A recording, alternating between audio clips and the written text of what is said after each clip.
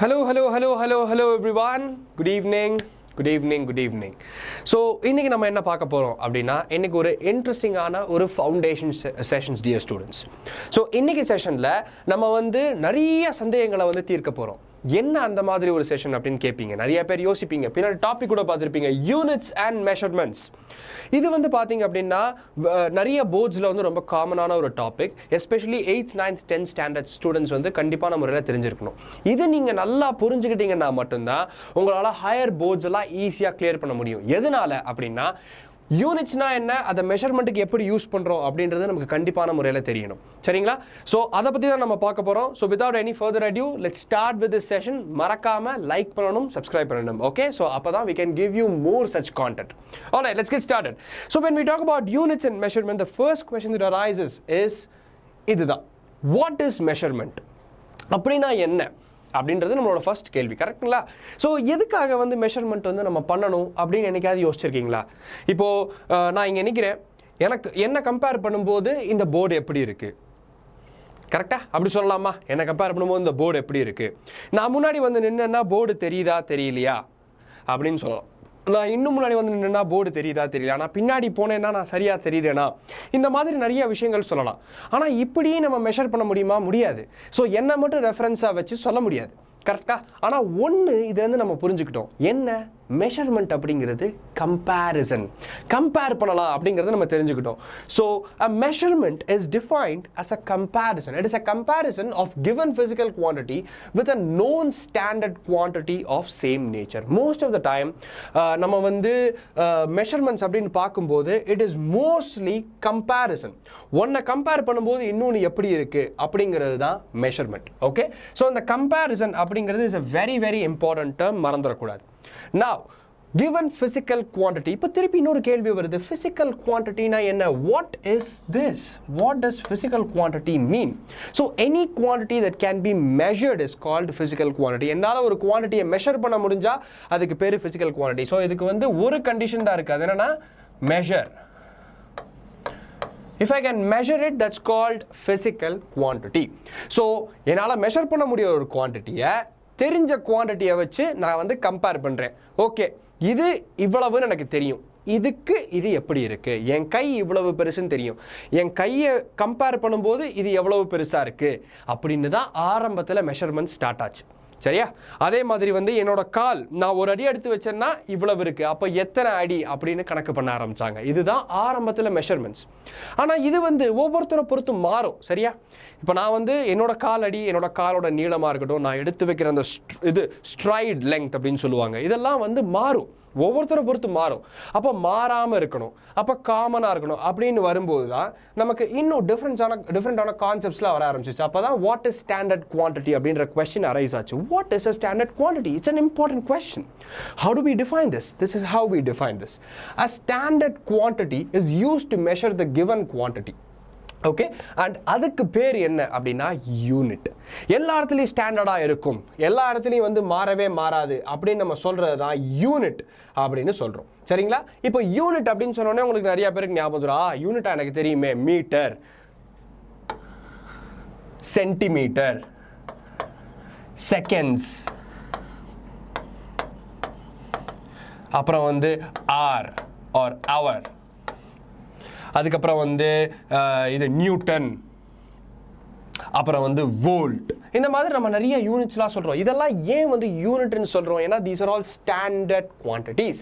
நமக்கு ஆல்ரெடி இதை பற்றி தெரிய நம்ம கிளியராக டிஃபைன் பண்ணியிருக்கோம். அப்போ இது மட்டும்தான் யூனிட்டா? ஆரம்பத்தில் எப்படி இதை கண்டுபிடிச்சாங்க? ஏன்னா எடுத்ததுலேருந்து மீட்டர் கிடையாது, எடுத்ததுலேருந்து சென்டிமீட்டர் கிடையாது. கரெக்டாக? ஏன்னா நம்ம வந்து முதல்ல வந்து ஃபிசிக்ஸ் எப்போ ஸ்டார்ட் ஆச்சு அப்படின்னு யோசிச்சு எப்போ மெஷர் பண்ண ஆரம்பித்தோம், எப்போ வந்து ஹியூமன் கைண்ட் வந்து இந்த மாதிரி வேலையெல்லாம் பண்ண ஆரம்பித்தாங்க, மனிதர்கள் எப்போ இதை பண்ண ஆரம்பித்தாங்கன்னு யோசிக்கும் போது நமக்கு சென்டிமீட்டர் மீட்டர்லாம் கிடையாது. ஸோ ஒவ்வொருத்தரும் ஒவ்வொரு மாதிரி பண்ணாங்க. ஒரு பெரிய பலகை எடுத்து ரைட்டு இந்த பலகைக்கு அளவு எடுத்துக்கலாம் அப்படின்ற மாதிரி சொல்ல ஆரம்பிச்சாங்க.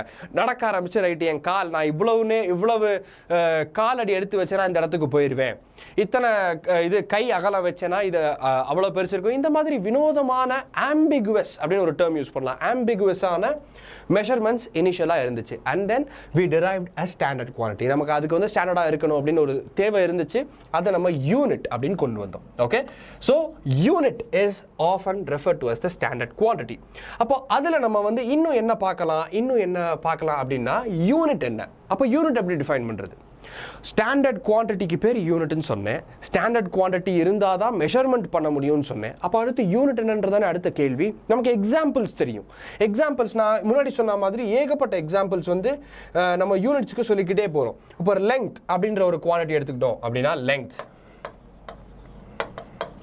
அதுக்கு வந்து மீட்டர், சென்டிமீட்டர் அப்படின்னு நான் குவான்டிட்டி எழுதலாம். வேற என்ன? டைம் அப்படின்னு எடுத்துக்கிட்டோம்னா செகண்ட்ஸ், மினிட், ஆர், இந்த மாதிரி நான் குவான்டிட்டி சொல்லலாம். வேற என்ன குவான்டிட்டி எடுத்துக்கலாம்? உதாரணத்துக்கு வந்து பார்த்தீங்கன்னா இது டெப்த், இந்த மாதிரி டிஸ்பிளேஸ்மெண்ட், இது எல்லாமே வந்து லெங்க்த்தில் வந்துடும். Speed, metre per second. So இந்த மாதிரி குவான்டிட்டிஸ் எல்லாம் இந்த மாதிரி இருக்குது. இதுக்கு இதெல்லாம் தான் யூனிட்ஸ். அப்போ இந்த யூனிட் வந்து நான் என்ன வேணால் இஷ்டத்துக்கு யூனிட்னு சொல்லலாமா? எதை வேணால் சொல்லலாமா? ஏன் இதை யூனிட்னு சொல்கிறேன், ஆனால் என் கை அப்படின்றது வந்து யூனிட் இல்லை அப்படின்னு சொல்கிறேன்? அப்போ இதுக்குன்னு வந்து சில விதிமுறைகள் இருக்குது, வரையறைகள் இருக்குது. அதை நம்ம பார்க்க போகிறோம். Okay, so how do we define unit அப்படின்னா, we define unit as the quantity of constant magnitude. Make a note of this, students. இந்த வீடியோவை நீங்கள் பாஸ் பண்ணி நோட் எடுத்துக்கலாம், இல்லைனா வந்து அப்படியே நான் சொல்லும் போதே நோட்ஸ் எடுத்துக்கலாம். Unit is the quantity of constant magnitude. Unit is the quantity of constant magnitude which is used to measure the magnitudes of other quantity of same nature. So the definition ஆரம்பத்தில் ரொம்ப கன்ஃபியூசிங்காக இருக்கிற மாதிரி இருக்கும். இந்த definition ஈஸியாக break பண்ணுவோமே. Constant magnitude, ஒரு கான்ஸ்டன்டான அளவு இருக்கு, அதை வச்சு நான் அடுத்த வேற குவான்டிட்டியோட மேக்னிடியூட்ஸை மெஷர் பண்ணுறேன். மேக்னிடியூட்னா என்ன? Numerical value. அதை நம்ம இன்னும் அழுத்தமாக வந்து பார்க்க போகிறோம். ஸோ நான் ஒரு மேக்னிடியூடை வச்சு இன்னொரு மேக்னிடியூடை மெஷர் பண்ணுறேன். ஒரு சின்ன உதாரணத்துக்கு சொல்லணும்னா, என்ன கம்பேர் பண்ணும்போது இந்த போர்டு எவ்வளோ பெருசாக இருக்குது, என் காலோட அகலத்தை கம்பேர் பண்ணும்போது அந்த செருப்பு எவ்வளவு பெருசாக இருக்குது, என்னோட எடையை கம்பேர் பண்ணும்போது அதோட ஒரு பொருளோட எடை எவ்வளவு இருக்குது, இந்த மாதிரி கம்பேரிசனுக்கு பேர் தான் மெஷர்மெண்ட். அதில் ஸ்டாண்டர்டாக யூஸ் பண்ணுற ஒரு இதுக்கு பேர், குவான்டிட்டிக்கு பேர் யூனிட். ஓகே, ஸோ ஒரு யூனிட்டுக்கு கான்ஸ்டன்டான மேக்னிடியூட் இருக்கும். புரிஞ்சிருச்சா? இது புரிஞ்சிருச்சுன்னா மறக்காமல் லைக் பண்ணுங்கள், தம்ஸ் அப் போட்டுருங்க. Okay, alright, moving on. So இதுலேருந்து நம்ம மூவ் பண்ணும்போது என்ன பார்க்குறோம் அப்படின்னா, what is a physical quantity? Again திரும்பி வருது, அதே கேள்வி திரும்பி வருது. ஒரு ஃபிசிக்கல் குவான்டிட்டியில் ரெண்டு முக்கியமான காம்பனண்ட் இருக்கும். ஓகே, ரெண்டு முக்கியமான காம்பனண்ட். அந்த காம்பனண்ட் என்னென்ன அப்படிங்கிறத இந்த இடத்துல நான் எக்ஸ்பிளைன் பண்ண போகிறேன். Okay, so the two important component. Okay, the two important components of a physical quantity. Components, ஏன்னா வந்து plural components. So two important components of a physical quantity என்னன்னா, first வந்து unit. Okay, unit அப்படிங்கிறது first primary component, அதுக்கப்புறம் வந்து magnitude. அப்போ unit நம்ம என்னன்னு வந்து முன்னாடி வந்து பார்த்தோம், in which the quantity is being measured. So centimeter, millimeter, kilogram, seconds, hour, minutes, meter per second, இது எல்லாமே units. மேக்னிடியூட்னா என்ன? என்றைக்குமே மெஷர் பண்ணும்போது பார்த்துருக்கீங்கன்னா ஒரு நம்பர் வரும், 50 கிலோகிராம், 7.8 சென்டிமீட்டர், இந்த மாதிரி வருதா? So this is called magnitude, the numerical value. மறந்துடாதீங்க. மேக்னிடியூட் அப்படின்னா numerical value which expresses how many times the unit is contained in the given quantity. எத்தனை தடவை அந்த யூனிட் இருக்குது அப்படிங்கிறது. ஸோ நான் இப்போ மீட்டர் அப்படின்னு சொல்கிறேன்னா ஒரு மீட்டர்னு அர்த்தம். அதுதான் யூனிட் குவான்டிட்டி அப்படின்னு நம்ம சொல்கிறோம். மீட்டர் அப்படின்னா அதில் ஒன்று இருக்குது அப்படின்னு அர்த்தம். அப்போது நான் 2 மீட்டர்னா 2 தடவை அதில் ஒரு மீட்டர் இருக்குது அப்படின்னு அர்த்தம். 10 செகண்ட்னு சொல்கிறேன்னா 10 தடவை ஒரு செகண்ட் இருக்குது. புரியுதா? So magnitude expresses how many times the unit is contained in the given quantity. அவ்வளவுதான். இந்த 2 காம்பனண்ட் இருந்தால் அதுக்கு பேர் ஃபிசிக்கல் குவான்டிட்டி. இந்த 2 காம்பனண்ட் இருந்துச்சு அப்படின்னா நம்மளால் அதை மெஷர் பண்ண முடியும் அப்படின்னு அர்த்தம். இது வரைக்கும் புரிஞ்சிருச்சு அப்படின்னா மறக்காமல் என்ன செய்யணும்னு உங்களுக்கே தெரியும். Alright, very good, moving on. Next நம்ம என்ன பார்க்க போகிறோம் அப்படின்னா, இந்த சின்ன இதை நீங்கள் வந்து அப்படியே நோட் பண்ணி வச்சுக்கலாம். இது நீங்கள் ஸ்க்ரீன்ஷாட் எடுத்துக்கலாம், இல்லைனா ஒரு நோட்டில் நோட் பண்ணிட்டீங்கன்னா நோட் பண்ணிக்கலாம். whatever you want to do, however you feel to do, you can do it. So physical quantity is made up of magnitude, அது ஒரு பிளாக் மாதிரி, அதுக்கப்புறம் யூனிட், அது அடுத்த பிளாக் மாதிரி. ஸோ இது வந்து பார்த்துருப்பீங்க, பசில் இந்த மாதிரி தானே இருக்கும். பசில்ஸ்லாம் வந்து பண்ணும்போது. சரியா? ஸோ 2 பீஸ் இருந்தால் தான் வந்து மல்டிபிள் பீசஸ் இருந்தால் தான் ஒரு பசில் சால்வ் பண்ண முடியும். பட் கண்டிப்பான முறையில் 2 பீஸாக இருக்கணும் ஒரு பசிலுக்கு. சரியா? ஸோ அந்த பசிலோட 2 பீஸ் தான் அந்த மேக்னிடியூடும் யூனிட்டும். இந்த 2 இருந்தால் தான் ஃபிசிக்கல் குவான்டிட்டி அப்படின்ற பசிலை நம்ம சால்வ் பண்ணவே முடியும். So it is important that any physical quantity will have magnitude and unit. இது ரெண்டும் bare minimum கண்டிப்பான முறையில் இருந்தே ஆகணும்.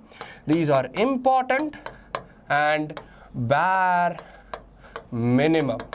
இது ரெண்டும் இருந்தே ஆகணும். இது இல்லாமல் எந்த ஃபிசிக்கல் குவான்டிட்டியும் இருக்கவே முடியாது. அப்படி இருந்துச்சுன்னா அது ஃபிசிக்கல் குவான்டிட்டியே கிடையாது. அதை மெஷர் பண்ண முடியாது. இதில் ஏதாவது உனக்கு 0 போட்டு பாருங்கள். யூனிட்டுக்கு 0 போட முடியாது. மேக்னிடியூட்டில் 0 போடுங்க. 0 செகண்ட்ஸ்னால் என்ன அர்த்தம்? டைம் ஒன்றுமே இல்லைன்னு அர்த்தம். 0 மீட்டர்னா ஒன்றுமே இல்லைன்னு அர்த்தம். கரெக்டாக? ஸோ மேக்னிடியூட் இல்லாமல் இருக்கவே முடியாது. யூனிட் இல்லாமல் ஒரு குவான்டிட்டியை மெஷர் பண்ணவே முடியாது. So that is how this is important. Alright, அடுத்து போகலாம். ஸோ இந்த இடத்துல நீங்கள் பாஸ் பண்ணிக்கலாம் இந்த வீடியோவை பாஸ் பண்ணிவிட்டு இதில் இருக்கிறத நீங்கள் ஒர்க் பண்ணி பாருங்கள். என்ன ஒர்க் பண்ணி பார்க்கணும் அப்படின்னா ஒன்றும் ஃபஸ்ட்டு வந்து என்ன குவான்டிட்டின்னு கண்டுபிடிக்க ட்ரை பண்ணுங்கள். Okay, what is this physical குவான்டிட்டின்னு கண்டுபிடிங்க. அதில் மேக்னிடியூட் என்ன, யூனிட் என்னன்னு கண்டுபிடிக்கணும். உங்களால் முடியுமா? இந்த ஈஸியான எக்ஸசைஸை பண்ண முடியுமா? ஸோ இதை பண்ணுறதுக்கு நான் உங்களுக்கு வந்து கொஞ்சம் டைம் கொடுக்குறேன். Let me move out of the frame. நான் மூவ் அவுட் ஆனவுடனே நீங்கள் வீடியோவை பாஸ் பண்ணிக்கலாம். பாஸ் பண்ணிவிட்டு இதை ஒர்க் பண்ணி பாருங்கள். என்னென்ன பண்ணணும்? ஃபஸ்ட்டு குவான்டிட்டி என்ன ஃபிசிக்கல் குவான்டிட்டி அப்படிங்கிறத நீங்கள் கண்டுபிடிக்கணும். ஓகே, ஸோ இங்கே வந்து 1 2 3 4 5 இருக்குது. ஸோ ஒவ்வொன்றிலையும் என்ன ஃபிசிக்கல் குவான்டிட்டின்னு கண்டுபிடிக்கணும். அதாவது லெங்க்தா, டைமா, மாஸா அது கண்டுபிடிக்கணும்.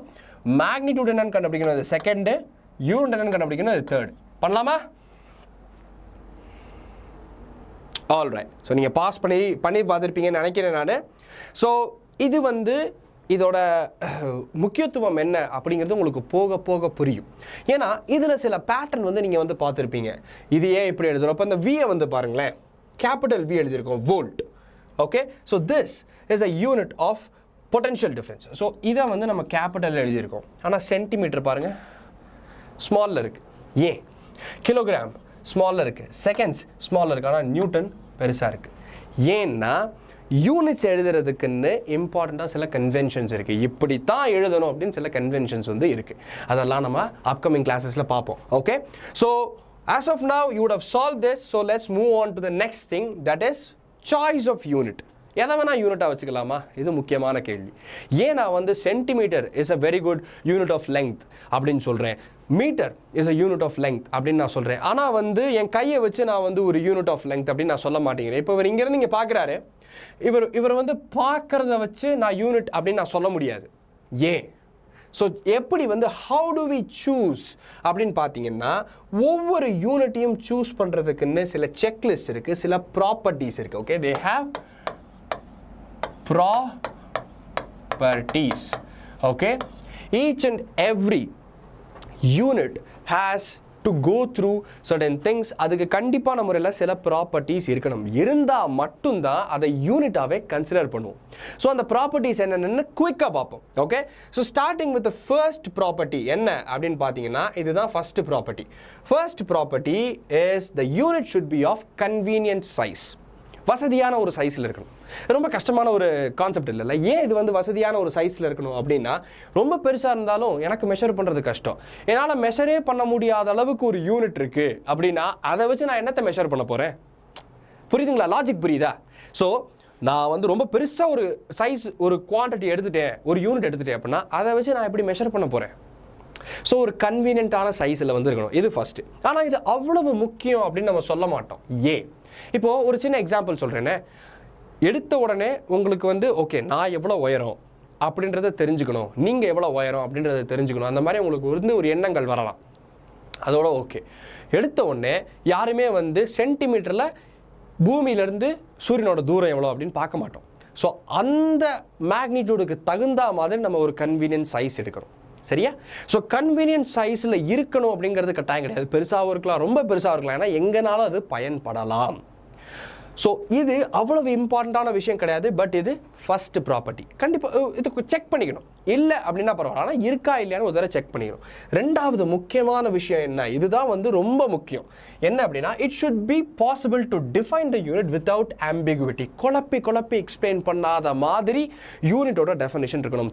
தெளிவாக இருக்கணும். பார்த்த உடனே புரிஞ்சிருச்சுடா அப்படின்ற மாதிரி இருக்கணும். ஸோ இது வந்து ரொம்ப முக்கியமான ஒரு விஷயம்.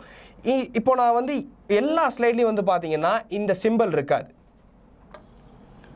ஒரு சிலதில் மட்டும்தான் இருக்கும். எங்கெல்லாம் இது போட்டிருக்கேனோ அதெல்லாம் ரொம்ப ரொம்ப முக்கியம்னு அர்த்தம். சரிங்களா? ஸோ நீங்கள் you should look for this simple. எங்கெல்லாம் இதை நான் போட்டிருக்கேனோ இதெல்லாம் ரொம்ப முக்கியம்னு அர்த்தம். இப்போ நான் ஸ்கூல் படிக்கும்போது இப்படி ஒரு சிம்பிள் போடுவாங்க. இப்படி போட்டால் இம்பார்ட்டன்ட் அர்த்தம். அதில் நிறையா புள்ளி இருந்தால் ரொம்ப இம்பார்ட்டன்ட் அர்த்தம். அதுவே வட்டம் போட்டாங்க அப்படின்னா கண்டிப்பாக வந்து இதில் கேட்பாங்க, எக்ஸாமில் கேட்பாங்கன்னு அர்த்தம். ஸோ அப்போல்லாம் நம்ம சொல்ல முடியாது. ஸோ இந்த சிம்பிளுக்கு watch out for this symbol. Okay, இந்த எக்ஸ்க்ளமேஷன் மார்க் ஒரு ட்ரையாங்கிள்குள்ளே இருக்குது தெரியுமா, watch out for this symbol. அப்போனா அது ரொம்ப ரொம்ப முக்கியம் அர்த்தம். ஸோ இங்கே என்ன சொல்ல வராங்க அப்படின்னா, ஒரு யூனிட்டை we should be able to explain without any ambiguity. ஈஸியாக குழப்பம் இல்லாமல் எக்ஸ்பிளைன் பண்ணுற மாதிரி ஒரு யூனிட் இருக்கணும். அதுக்கப்புறம் என்ன, இன்னொரு முக்கியமான விஷயம், the unit should be reproducible. எந்த இடத்துல பண்ணாலும் அது திரும்பி வர்ற மாதிரி இருக்கணும். ஒரு இந்த கண்டிஷனில் பண்ணால் மட்டும்தான் இருக்கும், இங்கே மட்டும்தான் அது செல்லும் அப்படின்ற மாதிரி இருக்கக்கூடாது. So the unit should be reproducible. அதனால தான் வந்து கை கால் இதெல்லாம் வந்து ஒரு யூனிட்டாக சொல்ல முடியாது. எவ்வளோ தூரம் கால் எடுத்து வைக்கிறேன்றது ஒரு யூனிட் கிடையாது. ஏன்னா அதை ரீப்ரொடியூஸ் பண்ண முடியாது. ஒவ்வொருத்தரும் ஒவ்வொரு மாதிரி வைப்பாங்க. So a unit should be reproducible. அடுத்தது என்னன்னா, the value of unit should not change with space and time. So இந்த ஸ்பேஸ் அண்ட் டைம் அப்படின்ற கான்செப்ட் வந்து ஏன் அப்படின்னா, சில விஷயங்கள்லாம் வந்து ஒவ்வொரு இடங்கள்லையும் மாறும். உதாரணத்துக்கு நீங்கள் கேள்விப்பட்டிருப்பீங்க, there is this concept called weightlessness. கேள்விப்பட்டிருக்கீங்களா ஸ்டூடெண்ட்ஸ்? இந்த வார்த்தையை கேள்விப்பட்டிருக்கீங்க அப்படின்னா சாட் பாக்ஸில் போடுங்க பாப்போம், கமெண்ட் செக்ஷனில் போடுங்க. weightlessness.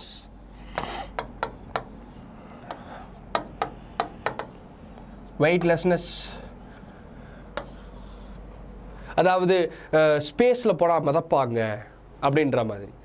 ஏன்? அப்போ வந்து உங்களோட உடலோட எடை குறையிறது இல்லை. புவியிருப்பு உங்கள் உடல் மேலே இருக்கக்கூடிய எஃபெக்ட் கம்மியாகுது, அவ்வளோதான்.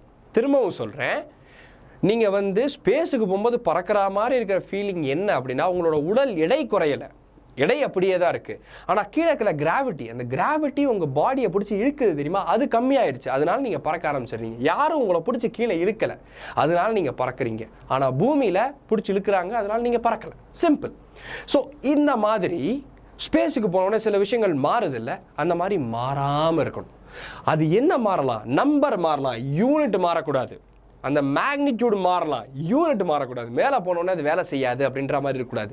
இங்கே இருந்தால் மட்டும்தான் வேலை செய்யும் அப்படின்ற மாதிரி இருக்கக்கூடாது. எங்கே இந்த மொத்த யூனிவர்ஸில் எங்கே இருந்தாலும் இந்த யூனிட் யூஸ் பண்ணலாம் அப்படின்ற மாதிரி இருக்கும்.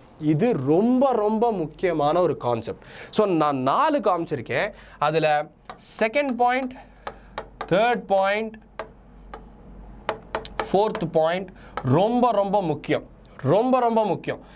இது இருந்தால் மட்டும்தான், இந்த 3 பாயிண்ட்டும் கண்டிப்பாக சாட்டிஸ்ஃபை ஆனால் மட்டும்தான், இந்த 3 ப்ராப்பர்ட்டியும் சாட்டிஸ்ஃபை ஆனால் மட்டும்தான் இன்டர்நேஷ்னலாக அதை ஒரு யூனிட்னே ஒத்துப்பாங்க. ஸோ நம்ம 4 ப்ராப்பர்ட்டிஸ் பார்த்துருக்கோம். என்னென்ன? ஃபஸ்ட்டு ப்ராப்பர்ட்டி, அது வந்து ஒரு கன்வீனியன்ட்டான சைஸில் இருக்கணும்னு, அது அந்த அளவுக்கு கட்டாயமானது கிடையாது. ரெண்டாவது என்ன? அதை ஈஸியாக ரீப்ரொடியூஸ் பண்ண முடியணும். மூணாவது என்ன? எந்த ஆம்பிகுவிட்டியுமே இல்லாமல் அதை எக்ஸ்பிளைன் பண்ண முடியணும், குழப்பம் இல்லாமல் அதை ஈஸியாக எக்ஸ்பிளைன் பண்ண முடியணும். நாலாவது என்ன? ஸ்பேஸ் டைமில் மாறவே கூடாது. எந்த இடத்துலையும் ஸ்பேஸாலேயோ டைமாலேயோ அஃபெக்ட் ஆகிற மாதிரி அது மாறக்கூடாது. இந்த கடைசி 3 கண்டிஷன் சாட்டிஸ்ஃபை ஆயிடுச்சு, அந்த unit is internationally accepted. So இதே மாதிரி இன்னும் நமக்கு நிறைய விஷயங்கள் வந்து நம்ம படிப்போம். ஓகே, ஸோ அதுக்கு முன்னாடி this is the end of today's class. So தலைவர் ஸ்டைலில் சொல்கிறேன் நான், கரெக்டாக படிங்கடா. Okay, bye bye everyone.